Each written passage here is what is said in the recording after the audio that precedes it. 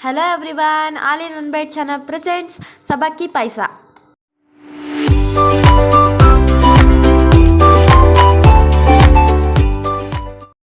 ಈ ಸಬ್ಬಕ್ಕಿ ಪಾಯಸ ಮಾಡೋದು ತುಂಬ ಈಸಿ, ತುಂಬ ಟೇಸ್ಟಿ ಆ್ಯಂಡ್ ಸಿಂಪಲ್ ಆಗಿರುತ್ತೆ.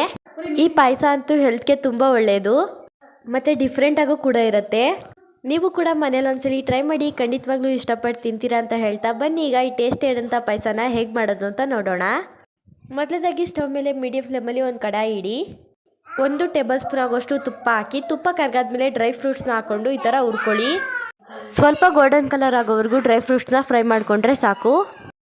ನೋಡಿ, ಈ ಥರ ಆದಮೇಲೆ ಒಂದು ಪ್ಲೇಟ್ಗೆ ಇದನ್ನು ಟ್ರಾನ್ಸ್ಫರ್ ಮಾಡ್ಕೊಳ್ಳಿ. ಇಷ್ಟು ಫ್ರೈ ಆದರೆ ಸಾಕು.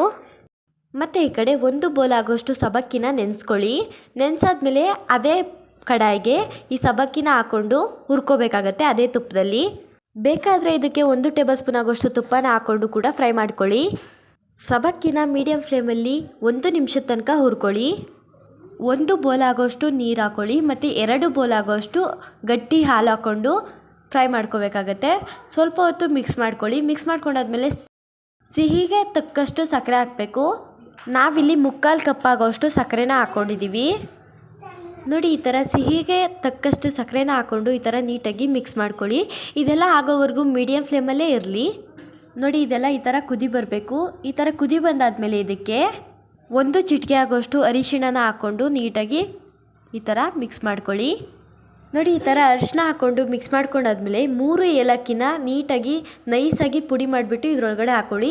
ಸಿಪ್ಪೆನೂ ಹಾಕ್ಬೋದು. ನೋಡಿ, ಏಲಕ್ಕಿ ಪುಡಿ ಹಾಕಾದ್ಮೇಲೂ ಕೂಡ ಒಂದ್ಸಲಿ ಮಿಕ್ಸ್ ಮಾಡ್ಕೋಬೇಕು.